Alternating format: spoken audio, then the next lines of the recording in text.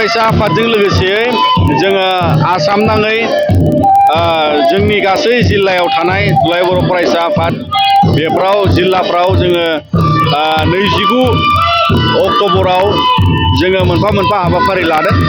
बे जाबाय जे बिटिआर गोरोबथानि उनाव भारत संबिधाननि दारै मोनसे 125 जे मोनसे संबिधान संशोधन जानांगौ एमेन्डमेन्ट जानांगौ बेखौ खालामनांगौनि थाखाय जोङो भारत सरकारनिसिम बेबादि मोनसे रेले बा धरना होनानै जोङो रिमाइन्ड खालामनो लुबैदों जाहाथे बिथांमोना फैबाय थानाय गोजां बोथोरनि पार्लामेन्ट सेसनाव जे बिटिआर गोरोबथानि उनाव जानो गोनां बे 125 एमेन्डमेन्टनि मर्यादाजों जोंनि बड'लेण्डआव थानाय गोहो बारायनाय समस्ति बारायनाय बेफोरखौ जाहाथे भारत सरकारा थाबैनो मावफुङो बिनि सायावनो जों दुलाराय बर' फरायसा आफादा मोनसे मेजर सिगनेटरि आफाद हिसाबै बेखौ मावफुंनांगौनि मोनसे जोङो रेले लादों आरो बेयो 29 अक्ट'आव जागोन बेखौनो जोङो मोनसे जाफुंनांगौनि थाखाय जोङो दिनैहाय बे मोनसे हाबाफारिखौ रनसायनाय जादों।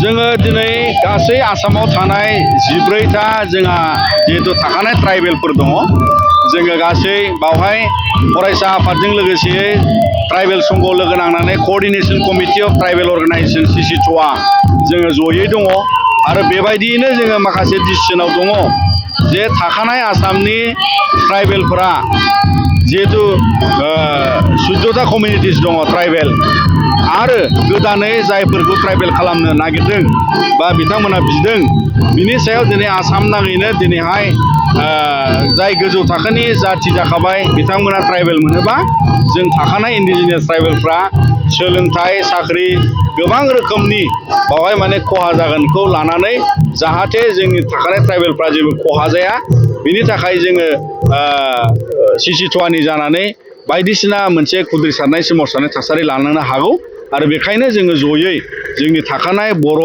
मिसिं बयबो माने जाहाथे 14टा ट्राइबेलनि गेजेराव खहा जाया गोदानै ट्राइबेल जायोबा बेबादिनो माखासे संबिधानिक बेबस्थायाव जेरै बिथांमोना खालामनो नाजादों जोङो बिनि सायाव दिनै जाहाथे थाखानायफ्रा खहा जाया बिनि सायावल' जों मोनसे डिसिसनाव अटल जानानै दं।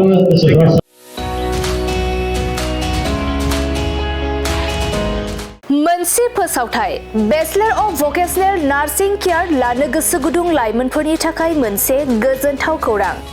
बाक्सा जिल्लानि सिङाव थानाय बरमायाव rural institute of health science group of vocational nursing एडुकेशनाव बेचलर अफ भकेशनेल नार्सिं केयारनि थाखाय मुं थिसननाय एबा एडमिशना सोलिगासिनो दं।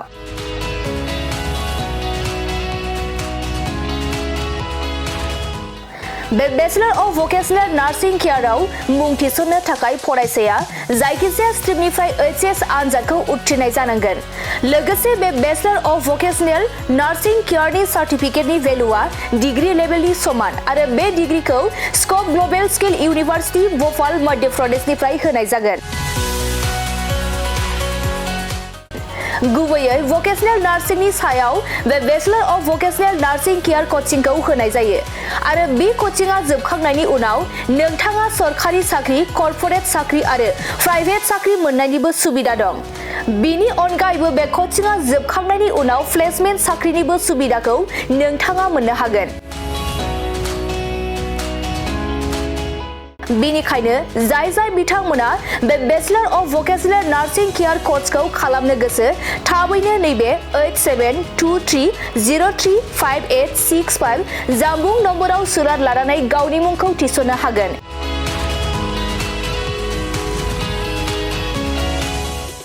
खुलुमबाय, आं नोंथांमोननो दिनै बे भिडिअनि गेजेरजों जोबोर मोजां मोनसे खौरां फोसावनो थाखाय लाबोनाय जादों।